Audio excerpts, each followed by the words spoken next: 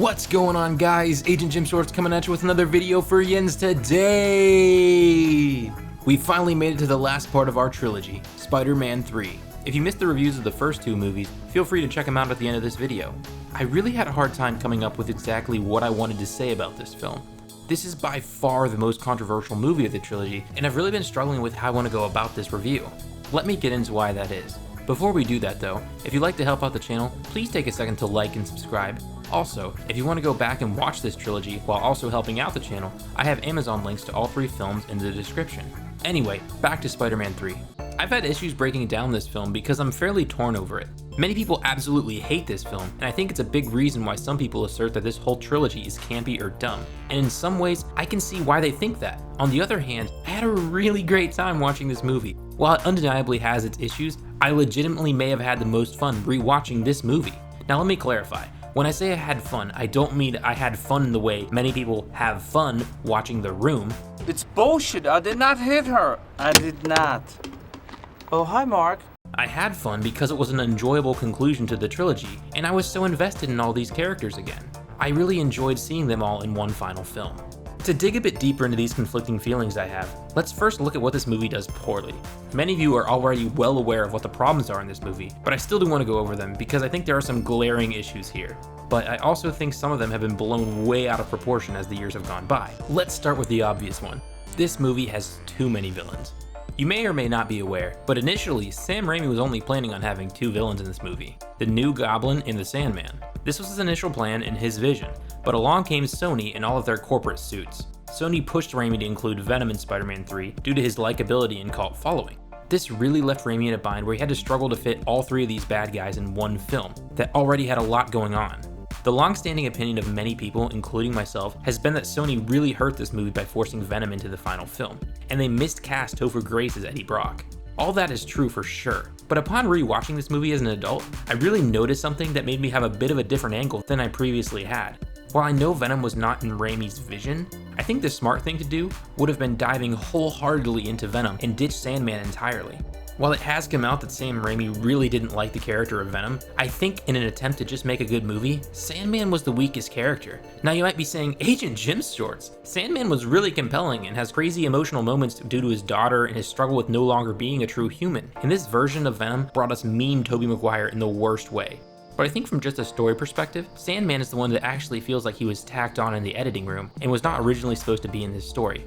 For example, his whole dynamic as Uncle Ben's killer feels so forced and like such a dumb retcon that it comes across almost as a cheap attempt to give this character some reason to be in this movie. He has a few cool fight scenes in the beginning of the movie with Spider-Man, but they're really unimportant and they could have easily been filled with any other random goon or bad guy, and it wouldn't have changed the story that much.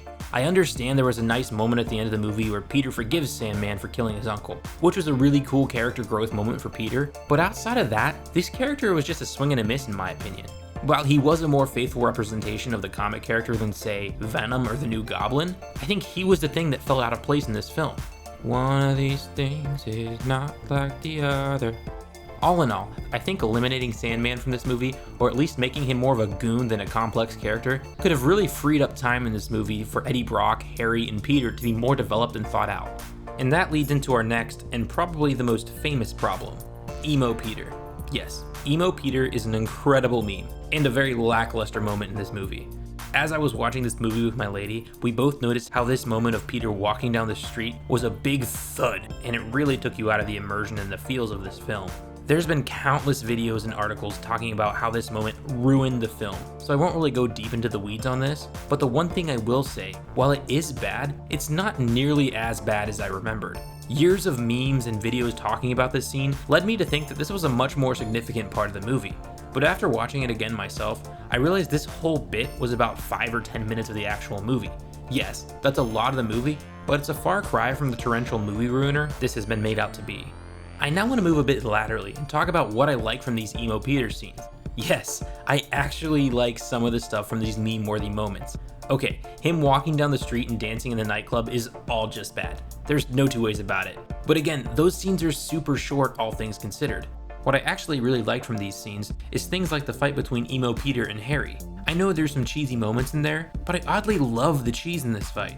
This could have just been a dark and serious and brooding battle that had an obvious build into Harry getting his face blown off. But because of this lighter and cheesier tone in the beginning of the fight, moments like Harry stabbing Peter and then them flying through a glass mirror are way more impactful, because you go into this scene a bit lighthearted, and then all of a sudden, our Boy Scout named Peter Parker rashly decides to detonate a freaking grenade in his best friend's face. This was a big shift that made this moment way more impactful. I'll actually go out on a limb and say this use of tone in this scene was actually genius. And I'm sorry, this next line will forever be one of my favorite lines in all of movies ever. Look at little Goblin Jr. Gonna cry? To close out the comments on Emo Peter, I once again loved how Raimi used a tonal shift in the nightclub scenes. I know. Overall, this scene is really hard to watch. It's so cringe in the worst way, it just feels really bad. I can't really defend a lot of this scene, so I won't. But the moment at the end of this scene where Peter accidentally hits MJ is really rough. It's like a gut punch to your emotions, because your mind is in a place where you think nothing of substance is going on and we're all just here to watch this world of cringe that we live in now. But all of a sudden, wham! MJ gets hit and falls to the floor. Her line of, "Who are you?" as she's lying on the floor is surprisingly impactful. Peter's been acting like such a stuck-up piece of shit the whole movie, even before he gets the black suit, and this line brings his pride and hubris to a grinding halt. We really see in Peter's face that he just had his oh shit moment, where he realized he needs to change his life around. Again, the execution of this whole scene left a whole lot to be desired. But again, this use of tone actually worked for me. I can't completely forgive these cheesy moments, but I do see they are far more than a silly meme and actually do have some important parts of this story. The last thing I want to talk about is the end of this film. A lot of people really hate the whole Sandman floating away scene, and I understand all those reasons, and there's been plenty of videos explaining why, so I'm just gonna leave that be. The thing I want to talk about is Harry's death. While his butler is the asshole of assholes, why didn't he tell Harry his father died in an accident with his own glider? But anyway, this sacrifice by Harry at the end of the movie is still really powerful. It's a callback to his father's death in the sense that he got killed by his own glider. But this death is also foreshadowed earlier in the movie when he's in the hospital with amnesia, and he tells the doctor, "Those are my best friends. I'd die for them." It's the full circle of a true redemption story for Harry. In his last moments, he shows Peter and MJ that they have his blessing for them to be together. He's bowing out of their love triangle, and it's not just because of his death. He's showing them that he wants them to be together because he loves them both and wants them both to be happy, even beyond his own life. It's such an unselfish moment, and I really feel that this was such a satisfying and fulfilling arc for Harry throughout this entire trilogy. And this whole sacrifice of Harry leads into my favorite scene. As a kid, I thought the ending of this movie was a bit bleh, and without Spider-Man 4, it was kinda empty. And while there were initially plans to make a fourth movie, I actually now think that this ending is kind of the perfect end for this trilogy. Peter goes to MJ's work and asks her to dance, and they dance to "Falling in Love is Wonderful," the song that she was singing on Broadway at the beginning of the movie. And then the credits roll. It's such a simple yet satisfying conclusion to this series. To me, it shows that Peter and MJ are gonna make it, even though it might not be a fairy tale. Coming back and watching this as an adult who's fallen in love and has just gotten married, this simple ending is really powerful. It says that life might not always be easy for them, and they'll continue to have struggles and they'll probably hurt one another throughout their life. But through all the highs, such as MJ being on Broadway, and all of the lows, like Harry's tragic death, they will always have each other, and they'll always be able to end in each other's arms.